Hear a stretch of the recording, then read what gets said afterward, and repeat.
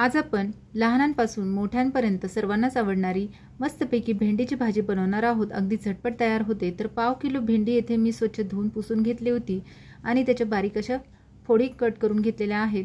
कढईमध्ये आपण तेल घालून घेऊयात। या भाजीला तेल थोडंसं जास्तच लागतं कारण पाण्याशिवाय ही भाजी बनवली जाते।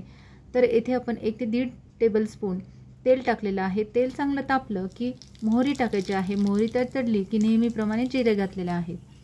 आता जिरेही छान तडतडल्यानंतर 9 ते 10 लसणाच्या पाकळ्या मी अशा खलबत्त्यामध्ये काढून टाकलेल्या आहेत। लसूण चांगला परतला गेला की लगेचच आपल्याला बारीक कट केलेला कांदा टाकायचा आहे।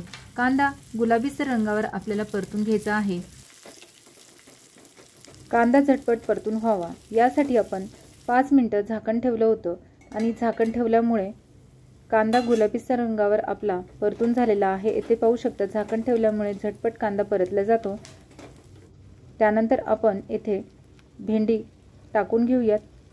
सर्व भेंडी आता आपण येथे टाकून घेतलेली आहे। बारीक गॅसवरच सर्व प्रोसेस करावी, नाहीतर खाली भाजी करपू शकते।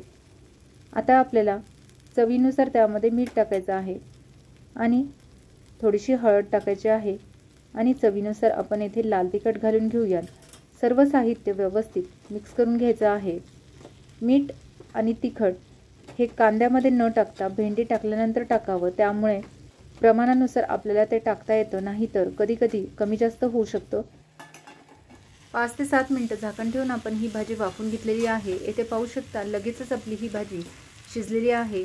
अतिशय झटपट ही भेंडीची भाजी तयार होते। यामध्ये भाजी शिजल्यानंतर आपल्याला शेंगदाण्याचं कूट टाकायचं आहे। शेंगदाण्याचं कूट मी इथे 2 ते 3 चमचे टाकत आहे। तुम्ही तुमच्या आवडीनुसार कमी जास्त प्रमाण करू शकता कुटाचं। तर शेंगदाण्याचं कूट घातल्यानंतर भाजी व्यवस्थित मिक्स करून घ्यायची आहे। इथे आता भाजी आपली तयार झालेली आहे। अतिशय झटपट ही भाजी तयार होते। शेवटी पुन्हा एकदा 5 मिनिटं झाकण ठेवून आपण वाफून घेऊयात। त्यानंतर इथे कोथिंबीर घालून घेऊयात आणि मिक्स करून घेऊयात। इथे मी गॅस बंद केलेला आहे। तर भाजी येथे आपली तयार झालेली आहे। मग कशी वाटली आजची तुम्हाला ही भेंडीची भाजी?